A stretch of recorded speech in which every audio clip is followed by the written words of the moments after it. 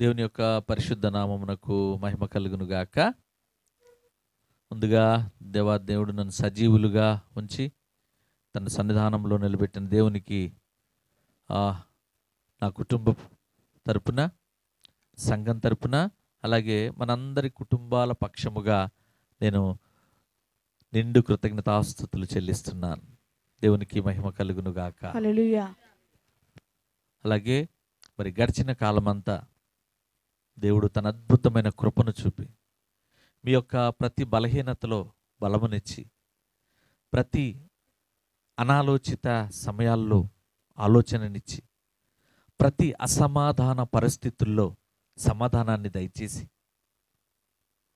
ఎటు వెళ్ళాలో మార్గము తెలియక దిక్కు తోచని స్థితిలో ఉన్న మనకు మార్గమై, క్షేమకరమై, శాంతికరమై, సమాధానకరమైన పరిస్థితులను ఇచ్చిన దేవునికి రెండు చేతులు ఎత్తి గంభీరంగా స్తోత్రములు చెబుతాం. స్తోత్రములు, స్తోత్రములు, స్తోత్రములు, స్తోత్రములు, స్తోత్రములు, స్తోత్రములు, స్తోత్రములు, స్తోత్రం. మరి అందరు బాగున్నారా అండి?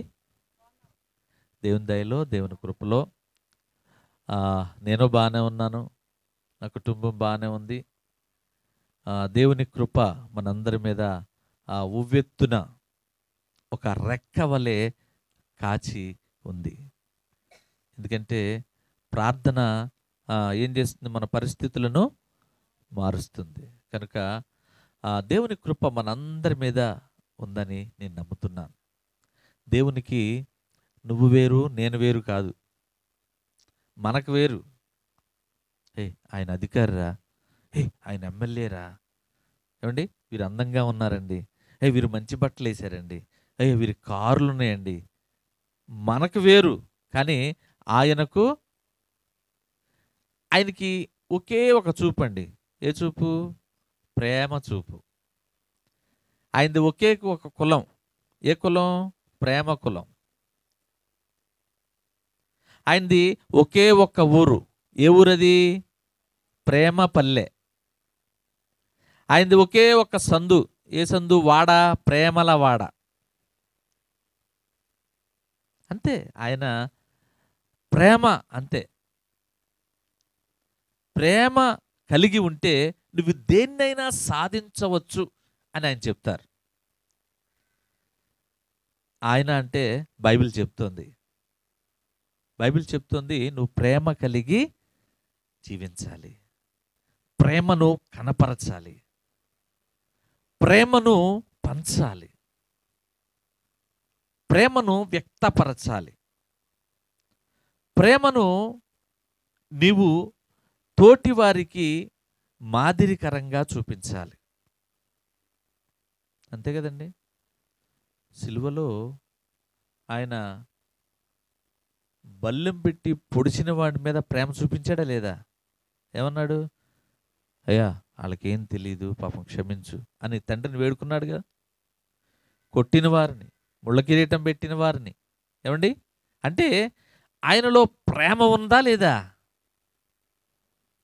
అదే ప్రేమను మనలను కూడా తోటివారి మీద, సంఘములో, బంధువుల మీద, రక్త సంబంధికుల మీద, అందరి మీద వెదజల్లమంటున్నాడు ఆయన ప్రేమను. గట్టిగా చప్పట్లు కొట్టుచు దేవుని నామాన్ని గణపరుద్దాం. దేవునికి మహిమ కలుగును గాక. మహిమా స్వరూపుడును, మహిమగల మహారాజును, అపవాదుల ప్రపంచాన్ని అగ్నితో కాల్చివేయగల సమర్థుడు అయిన యేసుక్రీస్తు ప్రభుల వారి శ్రేష్ఠ నామములో, అంతేకాకుండా పరలోక మార్గానికి ఏకైక మార్గమైన వన్ వే ఎవరో? శుభకర, శ్రేష్టకర, దివ్యకర, శాంతికర, సమాధానకరమైన మన ప్రభు అయిన యేసుక్రీస్తు వారి నామములో కూడి వచ్చిన మీకు అందరికీ నా హృదయపూర్వక శుభవందనాలను తెలియజేస్తున్నాను. అందరికీ వందనాలండి. అయితే తండ్రి అయిన దేవుడు మనందరినీ కూడా ఒక ఎత్తులో, అంటే ఒక స్థాయిలో, ఒక ఆ, విషయంలో మనలను ఏం చేయాలని అనుకుంటున్నారు అంటే ఆయనతో పాటుగా సహవాసం చేయాలని అనుకుంటున్నారు.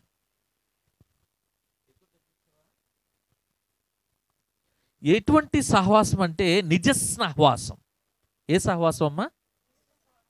ఉత్తుత్తిది కాదు. ఏముందిలే, అది కాదు. నిజ సహవాసం, original reality love, original love నీ అంతరంగ హృదయములో నుండి ఆయన కోరుకుంటున్నాడు. దేవునికి మహిమ కలుగును గాక. యేసుక్రీస్తు వారి మహోన్నత నామం పేరిట మరి మనము నిజ సహవాసము, నిజ వాక్కులు, ప్రేమ వాక్కులు, ఆత్మీయ వాక్కులు, పరిశుద్ధ వాక్కులు మన నోటి వెమ్మడ రావాలా, మన హృదయములో నుండి రావాలి. దేవునికి మహిమ కలుగునుగాక. తండ్రి అయిన దేవుని సన్నిధి మనందరికీ తోడుగా ఉండునుగాక. తండ్రి అయిన ప్రేమ మనందరిలో పుట్టించునుగాక. దేవుని యొక్క కృపా వాక్యము చేత మనందరం ఆదరించబడుదుముగాక. దేవుని యొక్క కృపా వాక్కు చేత మనందరం బలపరచబడుదుముగాక. దేవుని యొక్క కృపా వాక్కు చేత మనందరం సమాధానము పొందుకొనుదుముగాక. నేటి వాక్య ధ్యానాన్ని దేవుడు దీవించునుగాక. నేటి వాక్య ధ్యానాన్ని దేవుడు అంగీకరించునుగాక. ఇది మన బైబిల్ని చేత పట్టుకుందాం. వాక్యము సత్యము, వాక్యము జీవము, ఈ వాక్యము పరలోక మార్గము. మనం చదువుకున్న వాక్య భాగంలోంచి సామ్స్ 96 on verse 7,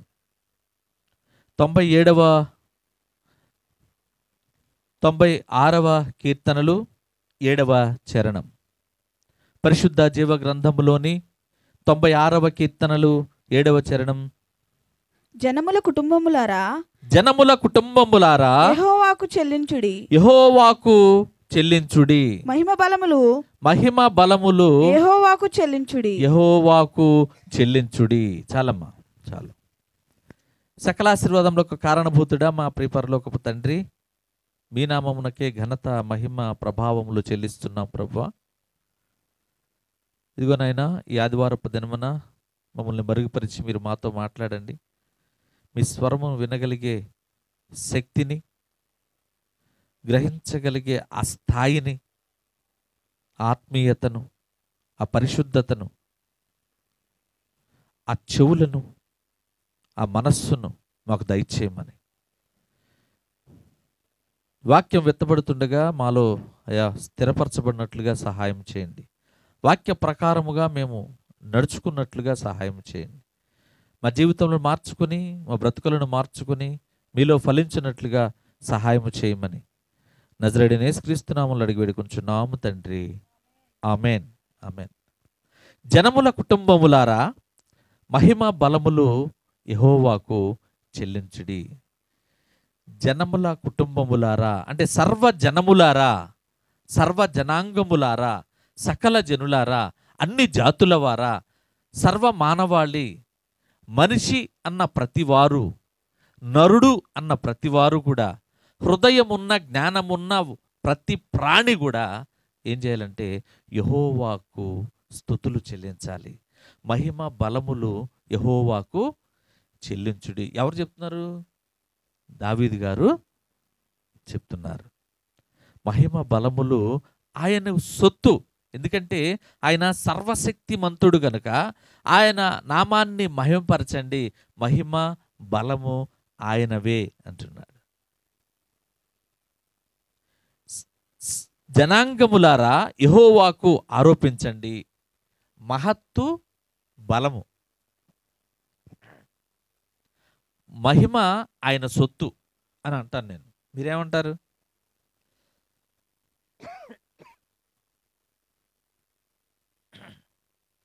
మహిమ ఆయన సొత్తు అంటాను, మీరేమంటారు? ఆలోచించండి ఒకసారి, ఒకసారి ఆలోచించండి.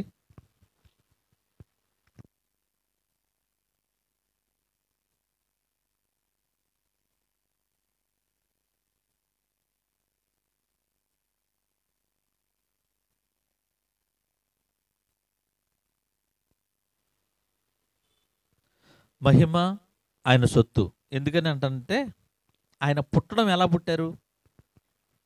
ఆయన జన్మ మహిమకరమైన జన్మ కాదా? ఏమండి, ఆయన మరణము ఒక మహిమ కాదా? అసలు ఆయన రావడమే ఒక మహిమ కాదా? అందుకని మహిమ ఆయన సొత్తు అని అంట. బలము ఆయనదా కదా? సర్వశక్తి సంపన్నుడైన వాని యొక్క బలము ఆయనదా కదా? మహిమ బలము ఆయన సొత్తు. చూడండి, ఈ లోక ప్రజలంతా కూడా తమ విగ్రహాలను విడిచిపెట్టి మహిమకు పాత్రుడైన ఏకైక దేవునికే మహిమ ఆపాదించాలని కీర్తనాకారుడు చెప్తున్నాడు. సర్వ ప్రజలు కూడా, సర్వలోకంలో ఉన్న ప్రతి ప్రజ, ప్రతి ప్రాణి కూడా, సర్వ మానవాళి కూడా తమ విగ్రహములను విడిచిపెట్టాలి. మా ఇంట్లో ఎక్కడుందండి విగ్రహం అంటున్నారా? విగ్రహాలు అసలు మా ఇంట్లో ఏమి లేవండి అంటున్నారా? నేను ఉన్నాయి అంటాను. మీలో విగ్రహాలు ఉన్నాయి అంటాను. మనలో ఏదో ఒక విగ్రహం ఉంది అంటాను. ఏంటి అడుగుతున్నారండమ్మా? విగ్రహం మా దగ్గర ఉందనుకుంటున్నారా? విగ్రహము అంటే దేవునికి విరోధమైనది, నీకిష్టమైనది, అది నీలో విగ్రహం. అది నీ ఇంట్లో ఉండవలసిన పని లేదు, నీలో ఉండ. అర్థమైందా? నీ ఇంట్లో, మా ఇంట్లో విగ్రహం లేదే అనుకుంటున్నారు. ఇంట్లో కాదు, నీలో ఉన్న విగ్రహం. నీకేమిష్టం? అది దేవునికి ఇష్టమా కాదా? అది దేవుని చిత్తమా కాదా? అది దేవునికి ఇష్టము, దేవుని చిత్తము కాకపోతే అది విగ్రహమే. ఒకరికి సినిమాలు చూడటం అంటే ఇష్టం అండి. అది దేవునికి ఇష్టమేనా? దేవునికి ఇష్టం కానప్పుడు ఇదేమైద్ది? సినిమాలు చూడటం విగ్రహం. ఆ విగ్రహం అనబడేది నీలో ఉంది. ఆ విగ్రహాన్ని విడిచిపెట్టాలి. విడిచిపెట్టి దేవునికే మహిమ ఆపాదించాలి. అది దావీదు గారు చెప్తున్నారు. ఒకరికి గేమ్స్ ఆడటం ఇష్టం, ఒకరికి మోటు పత్తులు చూడటం ఇష్టం, ఒకరికి ప్రయాణాలు చేయటం ఇష్టం, ఒకరికి మాట్లాడడం ఇష్టం, ఒకరికి పొలిటీషియన్స్ ఇష్టం, ఒకరికి రాజకీయాలు ఇష్టం, ఒకరికి సీరియల్ ఇష్టం. ఇలాగూ దేవునికి విరోధమైనది ఏదైనా నీలో ఉన్న విగ్రహమే. ఆ విగ్రహాన్ని విడిచిపెట్టి నువ్వు ఏం చేయాలంటే దేవుని నామాన్ని మహింపరచాలి. విగ్రహం తీయకుండా, విగ్రహాలు పగలగొట్టకుండా, విగ్రహాలు నీలో నుండి పారవేయకుండా, విగ్రహాలను విడిచిపెట్టకుండా, విగ్రహం నీలోనే ఉంచుకుని నాకు విగ్రహము కావాలి, పరలోకము కావాలంటే కుదరదు. ఏదైనా ఒకటే, నీలో నుండి విగ్రహము తీస్తే గానీ నీ గ్రహణం వీడదు. నీకు పట్టింది ఒక గ్రహణం. ఆ గ్రహణం పోడాలంటే నీలో ఏముండాలి? నీలో దేవుని యొక్క మహిమ పరిచే ఆ హృదయం ఉండాలి. అప్పుడు నీలో నుండి విగ్రహము ఆటోమేటిక్గా బయటికి వెళ్ళిపోతుంది. ఇక్కడ చూడండి, సర్వ జనాంగములారా యెహోవాకు ఆ మహిమ బలము చెల్లించండి. అద్భుత రీతిగా దావీదు గారు చెప్తున్న ఒక మర్మయుక్తమైన మాట. ప్రతి విషయంలోనూ మనము దేవుని నామాన్ని మహింపరచాలి. చూడండి, మత్తయి సువార్త 6:13లో మమ్ములను దుష్ప్రేరణలోకి నడిపించక దుర్మార్గతలో నుంచి మమ్ములను రక్షించు, శాశ్వతంగా రాజ్యం, బల ప్రభావాలు, మహిమ నీకే. పాపం చెయ్యని దేవుడు మనుష్యులను ప్రేరేపించడని ఆ లేఖనంలో చెప్తుంది. మనుషులను ప్రేరేపించేది ఎవరు? సైతాను. పాపం చేయమని దేవుడేం ప్రేరేపించడు. మనలో నుండి దుష్ప్రభావాలు రేకెత్తించకుండా నాకు సహాయం చేయి ప్రభువా, దుర్మార్గతలో నుండి మమ్ములను, పాపాంధకారంలో నుండి మమ్మల్ని రక్షించు, శాశ్వతంగా రాజ్యం, బల ప్రభావాలు, మహిమ, ఘనత, బలము నీకే నాయనా అంటూ నీవు ఎల్లప్పుడూ కూడా ఆయన్ని స్తుతించేవారుగా నీవు ఉండాలి. జనముల కుటుంబములారా జ్ఞాపకం చేసుకోండి, మహిమ బలము యెహోవాకు ఆరోపించండి. ప్రభునందు నాకు అత్యంత ప్రియులారా, మన ప్రభు అయిన యేసుక్రీస్తు వారు మత్తయి సువార్త 22వ అధ్యాయం 21లో లేఖనాలు చూడండి. చెప్పినట్లు కైసరువి కైసరునకును దేవునివి దేవునికిను మనం చెల్లించాలి. ఎవరిది వారికే చెల్లించాలంట. చూడండి ఒకసారి మత్తయి సువార్త 22వ అధ్యాయము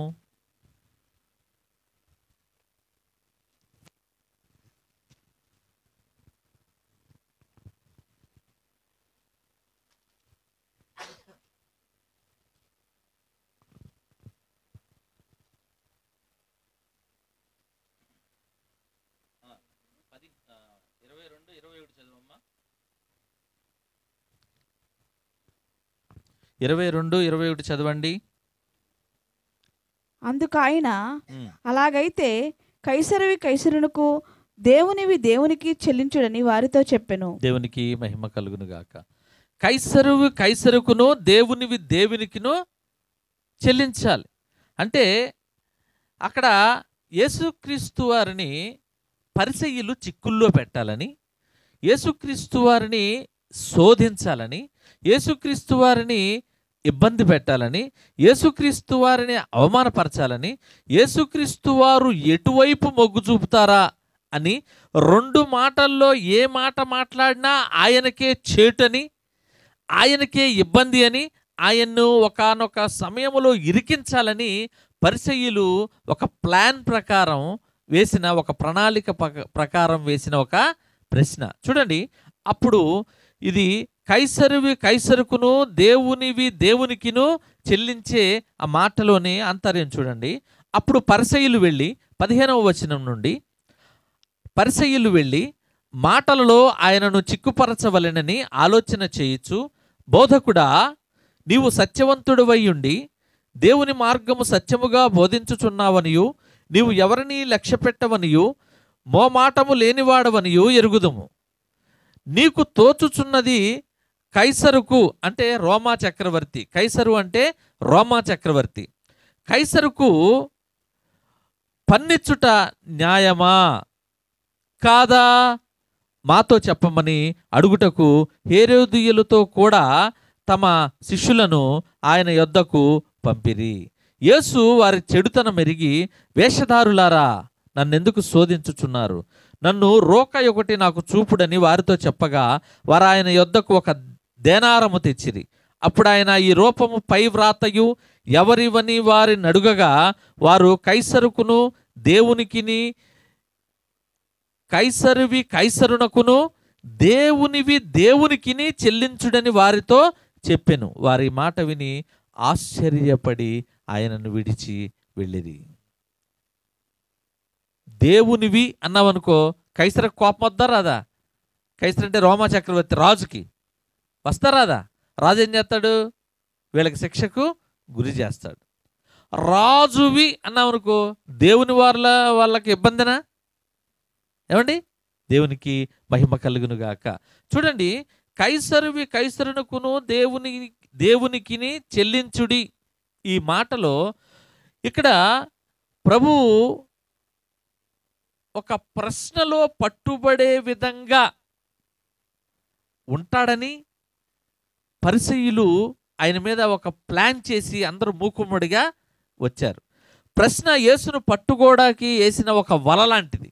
ఆ వల యేసు అవునని చెబితే రోమియులు ఆక్రమించుకోవడాన్ని యేసు సమర్థించినట్లవుతుందని, కాదంటే ఆయన రోమాకు విరుద్ధంగా నడుచుకుంటున్నాడని, రోమాకు విరుద్ధంగా కుట్ర చేస్తున్నాడని ఆ రాజుకు చెప్పి శిక్షయించాలని ఒక గొప్ప ప్లాన్. ఆ ప్లాన్ వెనుక ఉన్న ఆంతర్యం ఇది. ఎట్లాగైనా యేసును శిక్షకు గురి చేయాలి, ఇరికించాలి అని. ఇటు చెప్తానేమో రాజుకి, ఇటు చెప్తానేమో రోమియులకి. చూడండి ఎలా ఉందో అసలు. ఏమని అడిగారు? నీవు ఎవరిని లక్ష్య పెట్టవు. చూడండి, అక్కడ వాళ్ళు ప్రశ్న అడిగే ముందు ఆయన్ని పొగుడుతున్నారు. ఈ పొగడ్త చాలా డేంజరస్. అందుకే పొగడ్తలు పొగిడేవారిని మీరు దగ్గరకు కూడా రానికండి.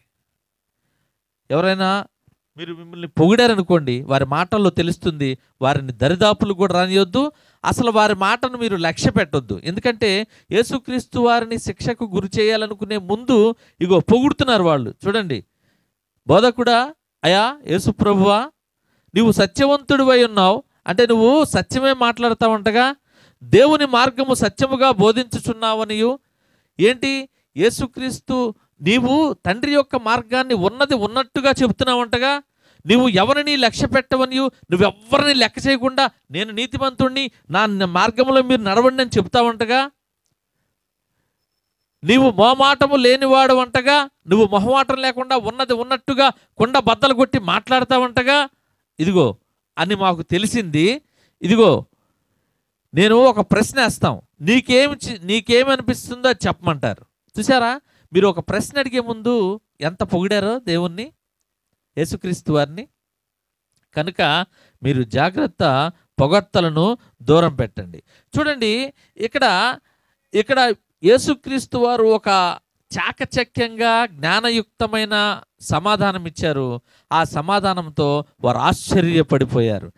ఎవరికి, ఇగో కైసరికి ఇవ్వాలా దేవునికి ఇవ్వాలా అనగానే, ఇగో ఎవరి వాళ్ళకి ఇచ్చేయండి అయ్యా.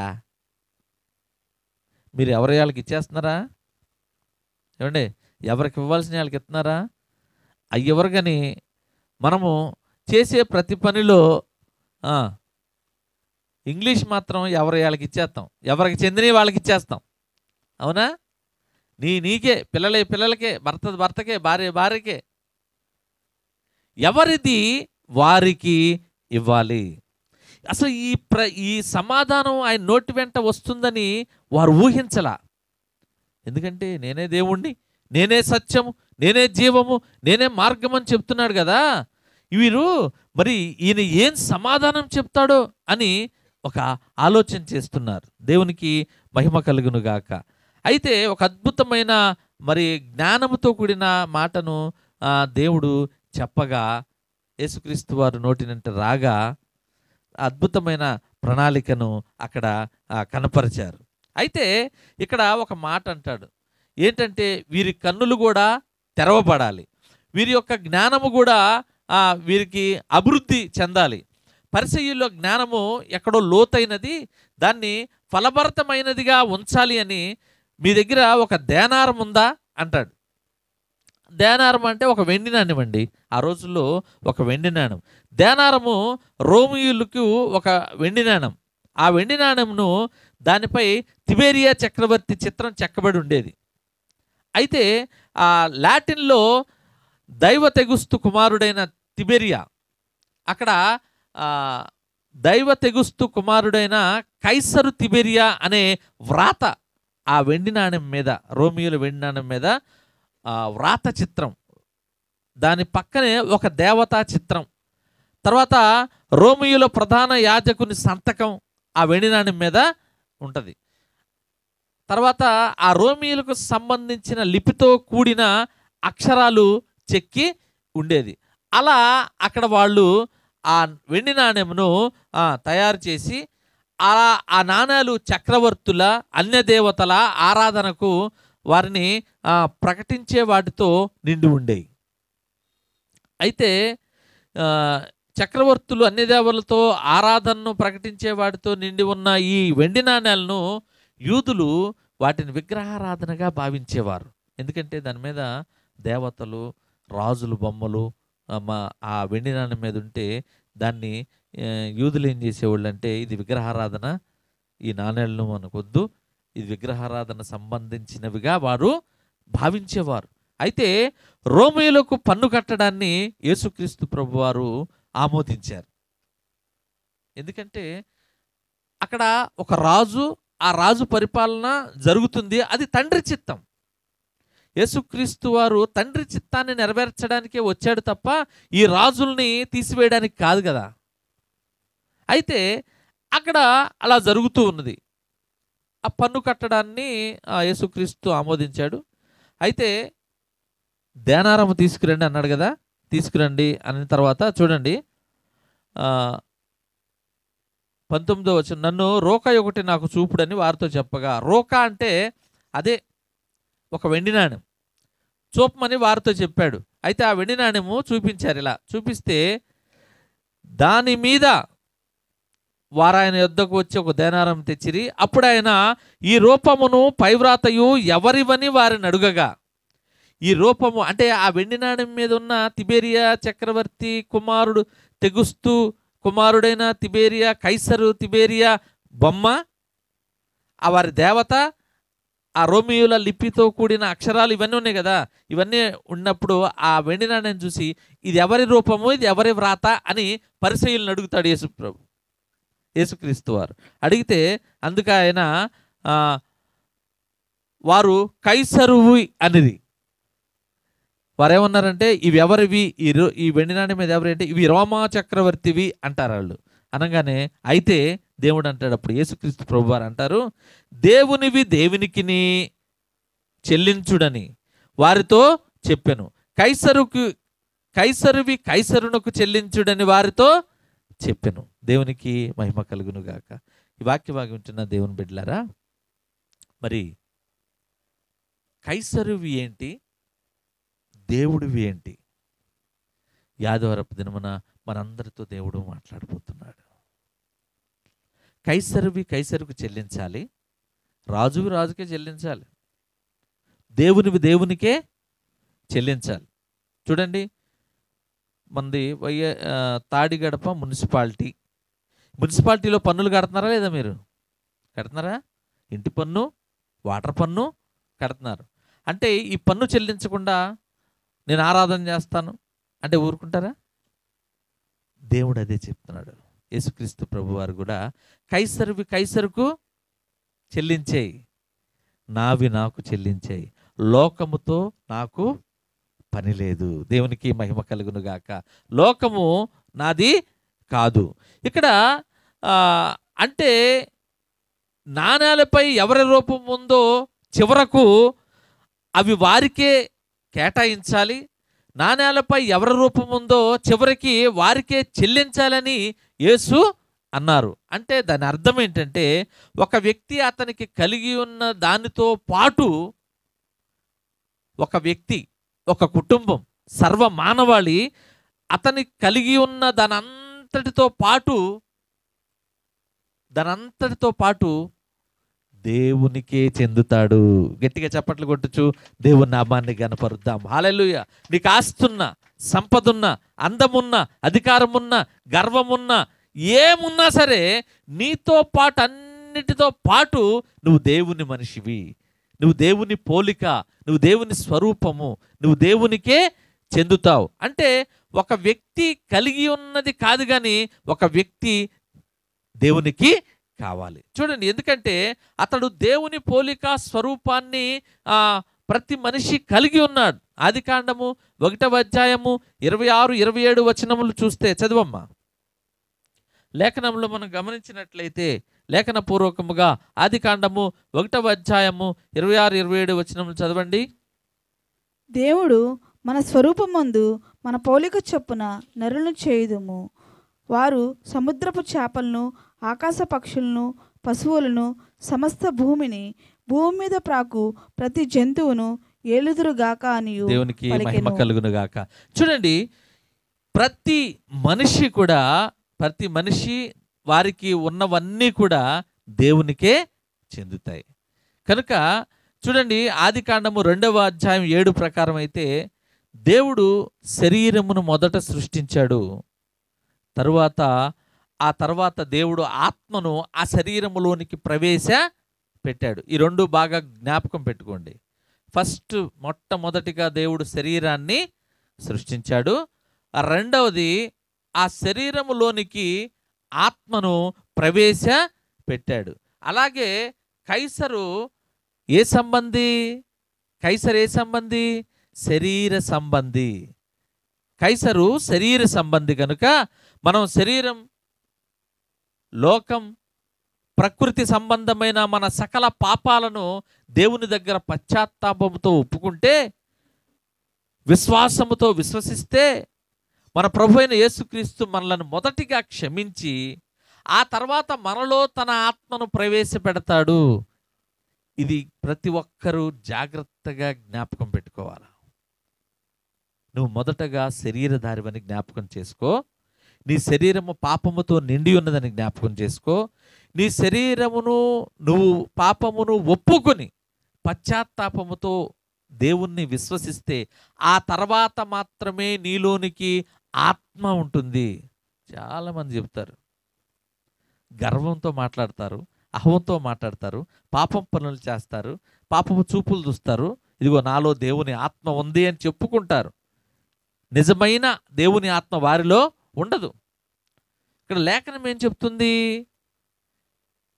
నీవు శరీరధారివి. కరెక్ట్గా సూటిగా ఏలు పెట్టి ఆయన మాట్లాడుతున్నాడు సర్వ మానవాళితో. ఇదిగో నువ్వు శరీరధారివి, నీ శరీరంలో పాపం ఉంది, నీ చూపులో ఉంది, నీ నడకలో ఉంది, నీ నడతలో ఉంది, నీ మాటలో ఉంది, నీ ఆలోచనలో ఉంది, నీ తలంపులో ఉంది. నీ హృదయము కపటం కలిగిన మోసకరమైనది. నీ హృదయంలో పాపం ఉంది. ఈ పాపాన్ని నువ్వు పశ్చాత్తాపముతో కడగాలి, దేవుణ్ణి విశ్వసించాలి. నువ్వు విశ్వసించి నువ్వు కడిగితే ఆ తర్వాత దేవుడు తన ఆత్మను నీలోనికి ప్రవేశపెడతాడు. ఇది విషయం. దేవుని పరిశుద్ధ నామమునకు మహిమ కలుగునుగాక. అయితే మొదటి ఆదామే మొట్టమొదటిగా సృష్టించబడ్డాడు. ఆ తర్వాత కడపటి ఆదాము మనకు వచ్చాడు. మొదటి ఆదాము నేలమంటి నుండి వచ్చాడు. కడపటి ఆదాము ఎక్కడి నుంచి వచ్చాడు? ఆకాశము నుండి వచ్చాడు. ఇంతకీ కడపటి ఆదాం అంటే మన ప్రభు అయిన యేసుక్రీస్తు వారు. అంటే మీరు ఎటు అమ్మా ఇంకా ఆదాం అంటే అని చూస్తున్నారా? అయితే కడపటి ఆదాము ఆకాశమును చీల్చుకుని తన మహిమ బలముతో మన కొరకు వచ్చారు. మొదటి ఆదాము ఏమైపోయాడు? మట్టి పాలు అయిపోయాడు. కడపటి ఆదాము ఏమైపోయాడు? ఆకాశం పాలు అయిపోయాడు. మొదటి ఆదాము మట్టిలో పెట్టబడ్డాడు, కడపటి ఆదాము ఆరోహణమైపోయాడు. అది దేవుడు ఈ ఆదివారపు దినమున మనందరితో మాట్లాడుతున్న మాట ఏంటంటే, మట్టిలోనే పరలోకములోనే, పాపము పాపమే, పరిశుద్ధత పరిశుద్ధతే, చీకటే, వెలుగు వెలుగే. కైసరువి కైసరికి ఇచ్చేయాలి, దేవునివి దేవునికి ఇచ్చేయాలి. కైసరు శరీర సంబంధి గనుక కైసరువి కైసరికి ఇచ్చేయండి అన్నాడు. ఏమండి, ఒక ఆత్మీయమైన మాట. కైసరువి కైసరికి ఇచ్చేయండి అంటే, నువ్వు కట్టాల్సిన పనులని కట్టండి అయ్యా, ఇక్కడ ఉన్నంత వరకు కట్టాలిగా అన్నాడు.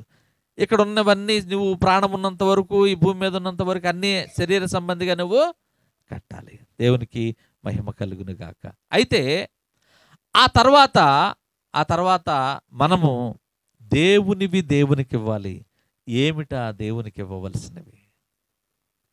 వాక్యభాగం ఉంటుంది దేవుని బిడ్డలారా. కనపడే ప్రతీది, నీకు కనపడే ప్రతీది కూడా ఈ లోక సంబంధే. నీకు కనపడే ప్రతి విషయం కూడా ఈ లోకంలోనిదే.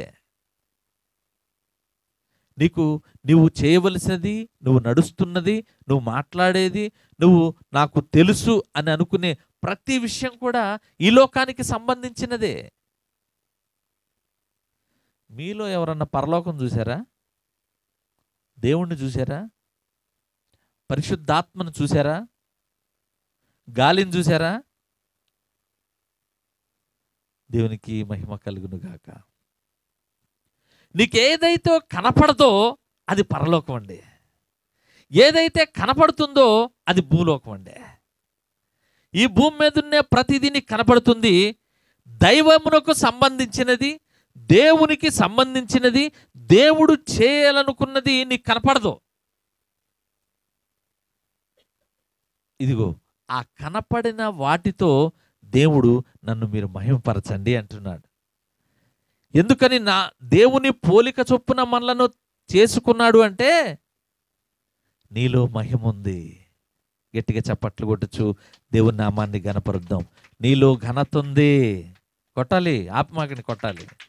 నీలో స్వరూపం ఉంది, నీలో దైవం ఉంది, నీలో స్వారూప్యం ఉంది, నీలో మహిమ ఉంది, నీలో బలం ఉంది, నీలో ప్రభావం ఉంది. ఎందుకని చెప్తున్నాను అంటే, దేవుడు నరుని మంటిని తీసుకుని నరునిని సృష్టించెను, నరుడు జీవాత్మాయనని ఈజీగా చదివేస్తాం మనం. కానీ దేవుడి యొక్క అద్భుతమైన ప్రణాళిక ఏంటంటే, నీకు కనపడని వాటిని నీలో పెట్టాడు. అది దేవుని యొక్క గొప్పతనం. నీవు చూడలేని వాటిని నీలో పెట్టాడు, నువ్వు గ్రహించలేని సంగతులు నీలో పెట్టాడు, నీవు ఎలా పనిచేస్తున్నాయో కూడా ఆలోచనకు అందనివి నీలో పెట్టాడు. వాటి చేత నన్ను గనపరచమన్నాడు. గట్టిగా చప్పట్లు కొట్టచ్చు, దేవుని నామాన్ని గనపరుద్దాం. హల్లెలూయా. నీ గుండెని నువ్వు చూసుకుంటావా? నీ గుండెని నువ్వు చూసుకుంటే ఏమవుద్ది? తర్వాతకి ఏమీ ఉండదు, టంటే. ఏమండి? షామేనే వేసేయటమే. ఇదిగో ఈ ఆదివారపు దినమున దేవుడు నీతో మాట్లాడుతున్న మాట ఏంటంటే, నీ అవయవములతో, నీ అంతరేంద్రియములతో, నీలో ఉన్న మహిమతో నన్ను ఘనపరచండి, నన్ను మహింపరచండి. దావీదు గారు అంటున్నాడు, మహిమ బలము ఆయన సొత్తు, కనుక ఆయన మహింపరచండి అంటున్నాడు. వేటి వేటి చేత మహింపరచాలి? నాలో ఏముందండి, నా బొంద, నేను ఇప్పుడే పనికెళ్ళి వచ్చాను, గబగబా స్నానం చేసి బైబిల్ పట్టుకుని వచ్చేసానండి, నాలో ఏముందండి అని అనుకుంటున్నారా? ఇగో దేవుడు ప్రతి ఒక్కరికి రక్తం ఇచ్చి విలువనిచ్చి ఆయన కాపాడుకుంటున్నాడు. అమ్మా ఇటు చూడండి, మీరు ఇటు చూడండి, ఇటు తిరిగి, ఇటు తిరిగి. అయితే దేవుని యొక్క గొప్పతనం ఏంటంటే, నిన్ను ఎన్నుకోవడమే నీ గొప్ప. నిన్ను దేవుణ్ణి, మహాదేవుణ్ణి గణపరచడానికి సాధనముగా నిన్ను ఏర్పరచుకోవడమే గొప్ప. వేటి వేటి చేత నువ్వు మహింపరచాలి అంటే, మనం దేవునికి తప్పకుండా స్తుతులు చెల్లించాలి. అందుకే మన ప్రభు అయిన యేసుక్రీస్తు వారు శిలువ మీద ఏమన్నాడంటే, తండ్రి ఏం చెప్పాడు? నన్ను నీకు అప్పగించుకుంటున్నాను, దేవునికి మహిమ కలుగును గాక, నీ చేతికి నేను అప్పగించుకుంటున్నాను, అయ్యా నీ చేతికి నా ఆత్మను అప్పగిస్తున్నాను అన్నాడు. అన్నాడా లేదా? ఏం అప్పగిచ్చాడు అంటే, ఈజీగా చదివేసుకున్నాం మనం. ఏం అప్పగిచ్చాడంటే, మన కంటికి కనపడకుండా ఉన్నవి, మనకు మన హృదయములో ఉన్నవి, మనస్సులో ఉన్నవి, మన ఎముకలు, శక్తి, బలము, ఇవన్నీ కూడా దైవానికి సంబంధించినవి. వాక్యభాగం వింటున్న దేవుని బిడ్డలారా, నీలో ఉన్న హృదయం, నీలో ఉన్న తలంపులు, నీలో ఉన్న ఆ ఆశ, నీలో ఉన్న మనస్సు, నీలో ఉన్న ఆత్మ, నీలో ఉన్న శక్తి, నీలో ఉన్న బలం, నీలో ఉన్న ఎముకలు ఎవరిని మహింపరచాలి అంటే, దేవుని నామాన్ని మాత్రమే మహింపరచాలి. ఎందుకంటే అవి బయటకి కనపడని అదృశ్యముగా నీలో పనిచేయుచున్న దేవుని మహిమది. గుండె కొట్టుకోవటం ఆగిపోయిందనుకో, ఏమైపోద్ది? మట్టిలో పెట్టబడతావు, లేపబడతావు, కడగబడతావు, తొడవబడతావు, ఏమండి, మోయబడతావు, తీసుకురాబడతావు, పారవేయబడతావు. ఎవరు నీ ఎంక చూడను కూడా చూడబడరు. అటువంటి పరిస్థితిలోకి వచ్చేస్తాం. కానీ నువ్వు జీవించిన జీవన విధానములో ఒక గొప్ప పరికరాలు ఏమన్నా ఉన్నాయంటే ఇవే. 60 సంవత్సరాలు మెకానిక్ ఉండడం, ఒక బోల్ట్ ఊడిపోదు. జాగ్రత్తగా గమనిస్తే మీ కంటికి కానీ, గుండెకి కానీ, నరాలకు కానీ 60 సంవత్సరాలు మెకానిజం ఉండదండి. అద్భుత రీతిగా చిన్ననాటి నుండి పెద్దనాటి వరకు కూడా పనిచేస్తూనే ఉంటాయి. ఎక్కడా కూడా పైపు వంగదో. వృద్ధాప్యం వచ్చిన తర్వాత వంగుతీలే, నాడాలు ఓడో, రేకులు వంగావు, మేకులు కొట్టకుండా. ఈరోజు ఏదన్నా ఒక వస్తువు కొన్నామనుకోండి, దాన్ని కొట్టడానికి మేకులు కావాలి. ఒక 10 సంవత్సరాలు అవ్వగానే మనం ఏం చేస్తాం? అది మార్చబడతాయి, అవునా కదా? కానీ నీలో ఉన్న ఈ అంతరేంద్రియాలు అద్భుత రీతిగా చిన్ననాటి నుండి 50-60 సంవత్సరముల వరకు ఒక్క మెకానిక్ కూడా లేకుండా అద్భుత రీతిగా పనిచేస్తున్నాయి అంటే అది దేవుని మహిమ కాదా? ఇవి బయటకి కనపడనివి, వీటి చేత నువ్వు దేవుని నామాన్ని మహంపరచాలి. హల్లెలూయా. ఇవి కాబట్టి మనం ఇవన్నీ కూడా దేవునికి ఎంతో బహు ప్రయోజనమైనవి, దేవునికి యోగ్యమైనవి, దేవునికి మహిమ తెచ్చేవి, దేవునికి మన ఎడల కృప కలిగించేది కనుక ఇవన్నీ కూడా ఆయనకు అప్పచెప్పాలి. ఏవన్నీ కూడా ఇదేంటి పాస్టర్ గారు, నా గుండె నా లివరు అన్నీ దేవుడికి అప్పచెప్పాలా అనుకుంటున్నారా? కాదండి. ఆదివారపు దినమున దేవుడు మనందరితో మాట్లాడుతున్న మాట ఏంటంటే, నీ హృదయముతో దేవుని నామాన్ని మహింపరచాలి. అంటే నీ హృదయం ఎలా మహింపరుస్తుంది అంటే, నీ హృదయంలోనికి పాపపు తలంపులు కానీ, శాపపు తలంపులు కానీ, అనాలోచిత ఆలోచనలు కానీ రానియకుండా నువ్వు చేయాలి. అది నీ హృదయం ద్వారా దేవుణ్ణి మహింపరచడం. నీ కంటి ద్వారా దేవుణ్ణి ఘనపరచాలి. ఎలాగూ పాస్టర్ గారు, ఎలాగూ నా కంటి వెళ్ళిపోతుంది, కంటంటే కన్ను వెళ్ళిపోతుంది, కానీ ఆ కంటి లోపలికి ఆ పాపాన్ని రానియకుండా జస్ట్ అవాయిడ్ చేయటమే. నువ్వు చూస్తావు కానీ దాన్ని ఆస్వాదించవు, చూస్తావు కానీ ఆస్వాదించకుండా ఉండాలి. నీ కంటిలోనికి ఏ పాపం రానియకుండా, ఇదిగో నీ మాటలోనికి ఏ పాపపు మాట తలంపు రానియకుండా, నీ నడవడికలో క్రియల్లోకి ఎటువంటి దేవునికి విరోధమైన కార్యము క్రియ రానియకుండా ఉండడమే నీ అవయవముల చేత దేవుని నామాన్ని మహింపరచడం.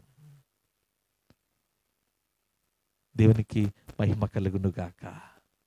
వీటన్నిటి చేత ఎటువంటి పాపము నీ అవయవముల్లోనికి రానియకుండా నువ్వు హృదయారాధన దేవుణ్ణి చేస్తుంటే దేవునికి ఎంత ఘనతో. ఇవన్నీ దేవునికి ఇష్టమైన చూపు ద్వారా, తలంపుల ద్వారా, మాటల ద్వారా, ఆలోచనల ద్వారా, క్రియల ద్వారా, నడవడికల ద్వారా, సహాయము ద్వారా నువ్వు ఎటువంటి పాపము రానియకుండా దేవునికి ఇష్టమైన జీవితాన్ని జీవిస్తే అది ఆయనకు అప్పగించాలి, ఆయనకు స్తుతులు చెల్లించాలి, ఆయన్ను ఆరాధించాలి. అది క్రియ, అది దేవునికి అప్పగించే అప్పగింత. కైసరివి కైసరికి ఇవ్వాలి, దేవునివి దేవునికి ఇవ్వాలి. దేవుడు నీలో ఉంచిన ఈ అంతరేంద్రియముల ఆ మహిమ దేవునికి చెల్లించాలి. దేని చేత దేవుణ్ణి మహింపరుస్తున్నావు అంటే, నీలో ఉన్న కనపడని, ఈ లోకమునకు కనపడని ఈ మనస్సు, ఆత్మ, ఎముకలు, శక్తి, చూపు, ఆలోచన, తలంపు, బలము, మనస్సు ద్వారా నువ్వు దేవుని నామాన్ని మహింపరచాలి. దేవునివి దేవునికి అప్పచెప్పాలి. ఇప్పుడు తెలిసిందా? కైసరివి కైసరికి అప్పచెప్పాలి, దేవునివి దేవునికి అప్పచెప్పాలి. కైసరివి ఈ లోక సంబంధి కైసరు, కానీ దేవుడు పరలోకానికి. గట్టిగా చప్పట్లు కొట్టుచు దేవుని నామాన్ని గనపరుద్దాం. అంతేకాకుండా అపోస్తులుడైన పౌలు హెబ్రీలకు రాసిన పత్రికలో ఒక మాట అంటాడు చూడండి, దేవుణ్ణి ఎందుకు గనపరచాలి, దేవునికి ఎందుకు అప్పచెప్పాలి అని అంటుంటే, ఆ అప్పచెప్పడానికి అర్హత ఉండాలి కదండి. దేవునివి దేవునికి ఎందుకు అప్పచెప్పాలి అని మనలో ఒకరికి ఒక ప్రశ్న వస్తుంది. ఎందుకు అప్పచెప్పాలి అంటే, హెబ్రీలకు రాసిన పత్రిక అపోస్తులుడైన పౌలు చూడండి 7వ అధ్యాయము 26వ వచనంలో ఒక మాట ఉంటుంది. ఎందుకంటే ఆయన నిర్దోషి, నిష్కల్మషుడు, శాంతికరము గలవాడు, నిర్మలమైన మనస్సు కలవాడు, ఆయనకు ఏ పాపము అంటనివాడు, ఏ పాపము లేనివాడని ఇన్ని అర్హతలు ఉంటే గనక మనము మన అవయవముల చేత దేవుని స్తుతులు అప్పజెప్పాలి, దేవునివి దేవునికి అప్పజెప్పాలి. చదువమ్మా 26. పవిత్రుడు, నిర్దోషి, నిష్కల్మషుడు, పాపుల్లో చేరక ప్రత్యేకంగా ఉన్నవాడు కనుకనే దేవునివి దేవునికి మనము అప్పజెప్పాలి. అపోస్తులుడైన పౌలు గారు చక్కగా వివరిస్తున్న మాట. అలాగే 1 పేతురు 2వ అధ్యాయం 22వ వచనంలో కూడా ఆయన అంటాడు, ఈయన పాపం ఏమీ చేయలేదంటాడు. చదవండి 1 పేతురు 2వ అధ్యాయము 22లో. దేవునివి దేవునికి అప్పజెప్పాలి. దేవునికి ఏం అర్హత ఉంది అంటే, పేతురు అంటున్నాడు ఆయన పాపము చేయలేదు, ఆయన నోట కపటము లేదు అంటున్నాడు. మోసము లేదు, ఆయన నోట మోసకారి తనము లేదు, కనుక ఆయన నిర్దోషి, పవిత్రుడు. కనుక మనం దేవునికి అప్పజెప్పాలి. హెబ్రీయులకు రాసిన పత్రిక 4వ అధ్యాయం 15వ వచనంలో ఉంటుంది, అన్ని విషయాల్లో మనం శోధింపబడినప్పుడు ఏ పాపం లేకుండా ఉన్నవాడు యేసుక్రీస్తు ప్రభు అని పౌలు రాశాడు. నువ్వు శోధింపబడతావు, పరీక్షింపబడతావు, పరిశోధింపబడతావు, లాగబడతావు, దున్నబడతావు, నువ్వు రోధించబడతావు. ఇన్ని విషయాల్లో నువ్వు టెస్ట్లో పాస్ అయితే ఎలా నువ్వు పరిశుద్ధుడు అవుతావో పౌలు గారు చెప్తున్నాడు. ఆయన అన్నిట్లో శోధింపబడి కూడా ఉన్నాడు, ఆయన క్లీన్ అండ్ గ్రీన్ అంటున్నాడు. చూడండి, అపోస్తుల కార్యములు 23వ అధ్యాయం 1వ వచనంలో ఇక్కడ కూడా పౌలు గారు అంటాడు, చక్కని మాటను ఆయన చెప్తున్నాడు. చూడండి, నేటి వరకు మంచి మనస్సాక్షి కలిగి ఉన్నానని ఒక గొప్ప మహాసభలో ఆయన చెప్తున్నాడు. చూడమ్మా, అపోస్తుల కార్యము పౌలు ఆ, మహాసభ వారిని పౌలు మహాసభ వారిని తేరిచూచి సహోదరులారా నేను నేటి వరకు కేవలము మంచి మనస్సాక్షి గలవాడనై దేవుని ఎదుట నడుచుకొంటినని చెప్పెను. ఈ మాటను మనం చెప్పగలమా అండి? దేవుని ముందు, దేవుని యొక్క ఆ జ్ఞానం ముందు, పరిశుద్ధత ముందు నేను ఇప్పటి వరకు కూడా దేవుని యొక్క కనుసన్నల్లో ఉన్నాను, దేవుని పోలిని నడుచుకున్నానని గొప్ప మహాసభలో చెబుతున్నాడు. అంటే ఎంత నీతిగా దేవునికి ఇష్టానుసారంగా పౌలు గారి జీవితం సాగిందో తలుచుకుంటేనే భయభ్రాంతులతో మనకు వణికిపోతుంది. అంటే పైకి కనపడేవన్నీ శరీర సంబంధులు, కనపడనివన్నీ ఆత్మ సంబంధులు. జ్ఞాపకం చేసుకోండి, జాగ్రత్తగా స్థిరపరచుకోండి. పైకి కనపడేవన్నీ కూడా శరీర సంబంధులు, ఈ లోకముల వరకే మీకు పనిచేస్తాయి. నీకు కనపడనివన్నీ కూడా ఆత్మ సంబంధులు. అవన్నీ నిన్ను పరలోకం తీసుకువెళ్ళడానికి నీకు దోహదపడతాయి. చూడండి, మనము నీకేమి అప్పచెప్తున్నారో అంటే మనస్సు, ఆత్మ, శక్తి, బలము, హృదయము, నీకేమైతే అప్పచెప్తున్నారో వీటన్నిటినీ కూడా నీకు మరలా నేను ఇచ్చాను, కనుక నువ్వు దానిని వాటితో మహింపరచి నన్ను మరల నాకు నువ్వు అప్పజెప్పాలి అని ఆయన మరలా చెప్తున్నాడు. అంటే ప్రతి మనిషిలో ఆయన పెట్టాడు. చూడండి, తండ్రి నీ చేతికి నేను అప్పచెప్తున్నాను అంటే నా మనస్సు, ఆత్మ, హృదయం, ఎముకల్లో ఆత్మ సంబంధమైనవి కనుక నీకే అప్పచెప్తున్నాను. అంటే నీలో పెట్టిన ప్రతి పైకి కనపడని ప్రతి విషయం ఆత్మ సంబంధి కనుక నీవిచ్చినవే ప్రభువా, నీవిచ్చిన వాటితోనే నిన్ను మహింపరిచాను, ఆత్మ సంబంధిగా మహింపరిచాను, ఇగో నీకే అప్పచెప్తున్నాను అని అర్థం. దేవునికి మహిమ కలుగును గాక. అంటే నేను నీకు అప్పచెప్తున్నానని తెలుపుతున్నట్లు. కాబట్టి మనము, మన కుటుంబం దేవుని సన్నిధిలో యోగ్యంగా, పరిశుద్ధంగా, ఆయనకి ఇష్టానుసారంగా, దేవుని నామ మహిమార్థంగా, దేవుని చిత్తానుసారంగా స్తుతించి, ఆరాధించి, పూజించి, మహిమ, ఘనత, ప్రభావములు దేవునికే ఆరోపించేటట్లుగా మన జీవితం కొనసాగితే నీవు దేవునికి అప్పచెప్పినట్లే. గట్టిగా చప్పట్లు కొట్టచ్చు, దేవుని నామాన్ని గణపరుద్దాం. హల్లెలూయా. కైసరికి అప్పచెప్పాలి, దేవునికి అప్పచెప్పాలి. ఈ లోకంలో ఉన్న నీవు ఈ లోకంలో ఉన్న వాటికి ఈ లోకం తీరుగా నువ్వు అప్పచెప్పాలి. కానీ ఆత్మ అయిన దేవునికి నీ ఆత్మలో ఏముందో అవి అప్పచెప్పాలి. దేవునికి మహిమ కలుగును గాక. చూడండి, లోకంలో అయితే దావీదు సింహాన్ని, ఎలుగుబంటిని, తర్వాత గొల్యాతును చంపి ఎంతో గొప్ప కీర్తి ప్రతిష్టలు సంపాదించి, దేవా నీవు మహాదేవుడివై ఉండి మా కొరకు సిలువలో రక్తము కార్చి సిలువలో ప్రాణం విడిచిన, సిలువలో మా కొరకు మహా సిలువ యుద్ధం చేసావు ప్రభువా. మరి మా కొరకు సిలువపై యుద్ధం చేసి మా కొరకు అపవాదిని ఎదిరించి సాతానుపై యుద్ధం చేసి మాకు విమోచన రక్షణ ఇచ్చావే. కాబట్టి మాకు కాదు యెహోవా, మాకు కాదు, నీ కృపా సత్యములను బట్టి నీకే ఈ స్తుతులు. చెప్పండి, ఈ మాట చెప్పండి. మాకు కాదు, మాకు కాదు యెహోవా, నీ కృపా సత్యములను బట్టి నీకే మా అవయవములతో మహిమ బలము అప్పగించుచున్నాము. దేవునివి దేవునికే అప్పగించుచున్నాము, నీవి నీకే అప్పగించుచున్నాము, కైసరివి కైసరికే అప్పచెప్తున్నాము. దేవునికి మహిమ కలుగును గాక.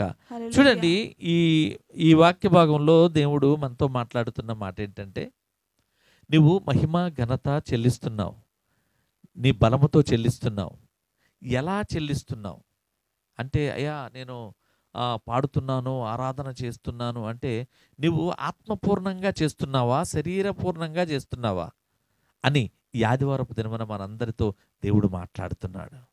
ఇగో, పూర్ణాత్మతో, పూర్ణ వివేకముతో, పూర్ణ సత్యముతో నన్ను ఆరాధించవలను. ఎందుకంటే నేను ఆత్మ గనుక, ఆత్మ అయినవాడు నావాడు అంటున్నాడు గనుక ఆయన ఆత్మతోనే ఆయన నువ్వు ఆరాధించాలి.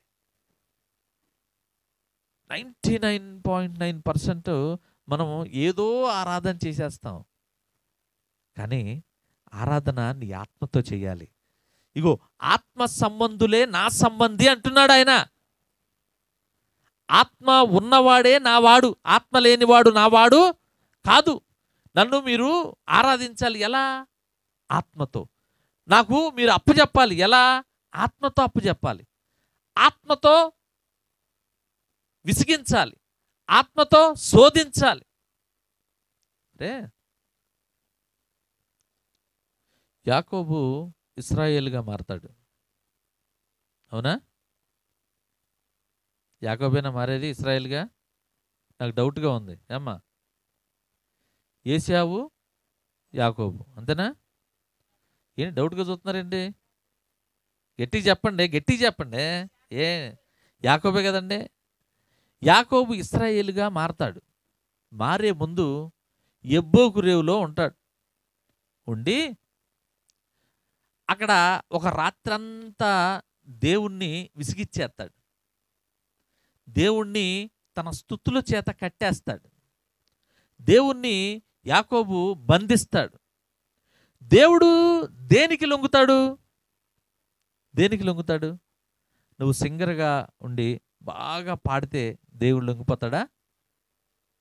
మంచి కానుకలు ఇస్తే దేవుడు లొంగిపోతాడా? దేనికి లొంగుతాడు? సోల్, నీ యొక్క ఆత్మకు దేవుడు లొంగుతాడు. యాకోబు దేవుడు విడిచిపెట్టి వెళ్ళిపోవచ్చు కదండే. యాకోబా, బాబా 3 అయిపోయింది, నేను వెళ్ళిపోతానయ్యా, నన్ను వదలరా బాబా అంటే, అయ్యా నన్ను దీవించే వరకు నేను నిన్ను అంటే పట్టుకున్నాడా ఏంటి? దేవుణ్ణి పట్టుకున్నాడా యాకోబు? అసలు దేవుడు ఆకాశం ఆయన, సింహాసనము భూమి ఆయన, అసలు కాలు ఏలన్న పట్టుకోగలడా యాకోబు? అంటే అక్కడ ఆత్మీయ అర్థం ఏంటంటే, యాకోబు యొక్క ఆత్మతో చేసే స్తుతులు, యాకోబు యొక్క ఆత్మారాధన, యాకోబు యొక్క ఆత్మతో చేసే అద్భుతమైన ఆ గానాలు, స్తుతులు, స్తోత్రాలు, సంకీర్తనలు ఆయన అక్కడి నుంచి కదలనివ్వలేదంటండి. దేవుడు అక్కడి నుంచి వెళ్ళిపోవాలనుకున్నా, అబ్బా ఆత్మతో ఏం ఆరాధిస్తున్నాడని అక్కడే ఉండిపోతున్నాడు ఆయన. వెళ్దాం అనుకుంటున్నాడు, తెల్లారిపోయిందిరా మనుషులు వచ్చేస్తారని వెళ్ళిపోతాను అనుకుంటున్నాడు. కానీ ఈయన చేసే ఈ ఆత్మలో గోజాడడం, ప్రార్థన అనేది ఉందే, దాన్ని చూసి వెళ్ళలేకపోయాడండి నా ప్రేమమయుడు. ఏమైపోయింది అక్కడ? ఆత్మతో చేసిన ఆరాధనతో బ్రతుకు మార్చుకున్నాడు, పేరును మార్చుకున్నాడు, ఆశీర్వాదం పొంది అప్పుడు వెళ్ళాడు. అప్పుడు వరకు ఎలా ఉన్నాడు? యాకోబులా ఉన్నాడు. యాకోబు అంటే ఏంటి? మోసగాడిలా ఉన్నాడు. ఆ తర్వాత ఏమైపోయాడు? ఇశ్రాయేలుగా మారాడు. దీవించబడిన వాడుగా, ప్రజలు ఆ దేవుని చేత ఎన్నుకోబడిన వాడిగా, ఆ రాజులను పోషించే దేవుడు ఎన్నుకోబడిన వాడిగా ఇశ్రాయేలుగా మారిపోయాడండి. అక్కడేం జరిగింది? ఆత్మతో సంధించాడా లేదా దేవుణ్ణి? ఆత్మారాధన జరిగిందా లేదా యాకోబుది? ఇదిగో అటువంటి ఆత్మారాధన సర్వ మానవాళి నాకు చెయ్యాలి అంటున్నాడు. నీ ఆత్మతోనే నాకు అప్పచెప్పాలి. ప్రశ్న అయినా, రోగమైనా, వేదనైనా, బాధ అయినా, ఏదైనా సరే నీ యొక్క ఆత్మతోనే నాకు అప్పచెప్పాలి. నీ ఆత్మతోనే చెల్లించాలి. నీ ఆత్మతోనే గానము చేయాలి. నీ ఆత్మతోనే మాట్లాడాలి. నీ ఆత్మతోనే నన్ను ప్రార్థన చేయాలి. నీ ఆత్మతోనే నాకు అప్పగించాలి. నీ ఆత్మతోనే నన్ను సేవించాలి అని అంటున్నాడు. వాక్య భాగం వింటున్న దేవుని బిడ్డలారా, ఈ ఆదివారపు దినమున దేవుడు మనందరితో మాట్లాడుతున్న మాట ఏంటంటే, ఇదిగో నీ ఆత్మతో దేవుణ్ణి ఘనపరచాలి. దేవునివి దేవునికి అప్పచెప్పాలి. నిన్ను రూపించింది ఆయన. చక్కగా ఆయన అరచేతిలో నిర్జీవమైన మంటెని తీసుకుని ఆయన అరచేతిలో పెట్టుకుని ఇష్టపడి కష్టపడి తన పోలిక చొప్పున తన స్వరూపము చొప్పున తన చేతిలో మన రూపాన్ని చెక్కుకున్న ఆ ప్రేమమయునికి ఆత్మతో ఆరాధిద్దాం. దేవునివి దేవునికి అప్పచెప్దాం. శరీర సంబంధిగా ఉన్న కైసరుకు అప్పచెప్దాం. దేవునివి దేవునికి అప్పచెప్పే వారిగా ఉందాం.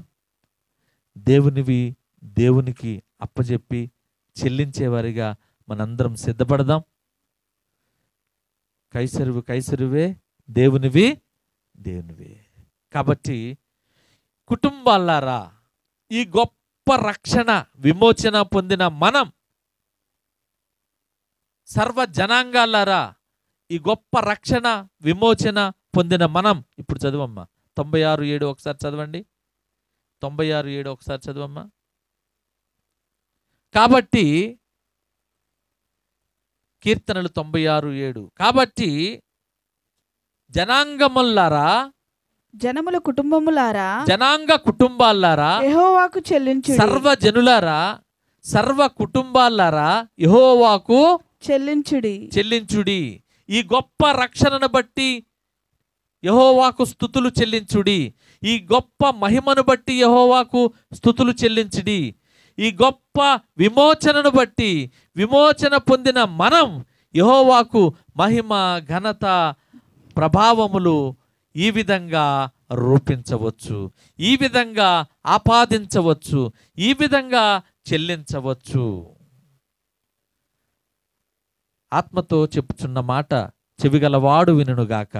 ఈ మాటలను దేవుడు తన వినికిడిలో దీవించునుగాక. ఆమేన్. సర్వశక్తిమంతుడా, మహిమా స్వరూపుడా, ఆత్మయున్న దేవా, క్షేమధారుడా, లోకరక్షకుడా యేసయ్య, మీకే వందనాలు ప్రభువా, స్తోత్రాలు. గడిచిన ఈ సంవత్సర కాలంలో అద్భుతముగా 7వ మాసంలోనికి తీసుకొచ్చావు ప్రభువా.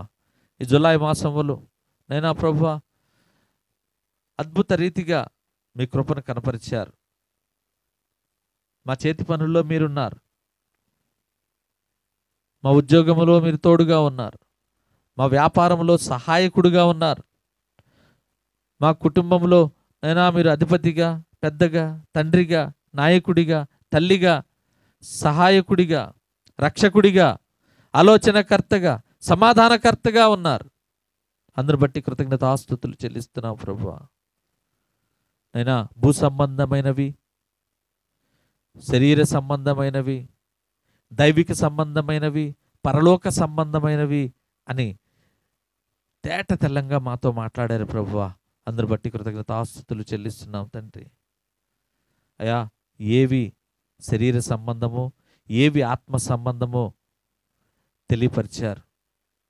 ఇదిగో వేటితో ఎవరిని గణపరచాలో మాట్లాడారు. ఎవరెవరిని వేటితో స్తుతించాలి, ఆరాధించాలి, గణపరచాలి అని తెలియజేశారు. కైసరివి కైసరికి ఇవ్వాలి, దేవునివి దేవునికి అప్పజెప్పాలి అని చక్కగా మాతో మాట్లాడి తెలియపరిచారు ప్రభువా. అయ్యా, ఈ క్షణం వరకు మేము ఎలా ఉన్నామో తండ్రి, అయ్యా ఆత్మ సంబంధిగా ఉన్నామనుకుని భ్రమలో శరీర సంబంధిగానే ఉంటూ మీకు చెల్లించవలసిన ఆత్మ ఘనతలు, ఆత్మీయ అయా స్తుతులు, ఆత్మీయ అయా గానములు, ఆత్మీయ ప్రార్థనలు అయా మేము చేయలేకపోయాం తండ్రి, మమ్మల్ని క్షమించండి. ఇదిగో ఈ క్షణం నుండి అయా మాకు మీరు మాట్లాడిన తర్వాత తెలిసింది ప్రభువా, మార్చుకుంటాం ప్రభువా. అయా మీ చిత్తానుసారం నడుచుకుంటకు కేవలం ఆత్మ ప్రార్థన, ఆత్మీయ గానాలు, ఆత్మీయ కీర్తనలు, ఆత్మీయ ప్రార్థనలు అయా కేవలం ఆత్మ ద్వారానే చేసి దేవునికి ఆత్మ సంబంధమైనవే హృదయ ఉల్లాసం కనుక నైనా ఆత్మ సంబంధిగా ఉంటూ దేవునికి చెందవలసినవి దేవునికి చెందించులాగున మేము సిద్ధపడతాం, మేము కూడుకుంటాం, సమకూర్చుకుంటాం తండ్రి. నైనా వందనాలు. లైవ్లో ఉన్న వారిని మీరు ఆశీర్వదించండి, కుడి ఉన్న ప్రతి బిడ్డను ఆశీర్వదించండి. అనేక ఆటంకముల చేత రాలేకపోయినా ప్రతి కుటుంబాన్ని దీవించి ఆశీర్వించి ఫలభరితం చేయమని సమస్తమును మీ చేతులకు అప్పచెప్తూ నజరేడైన యేసుక్రీస్తు వారి పరిశుద్ధమైన నామములో బ్రతిమలాడి అడిగి వేడుకొంచున్నాము తండ్రి. ఆమేన్, ఆమేన్, ఆమేన్.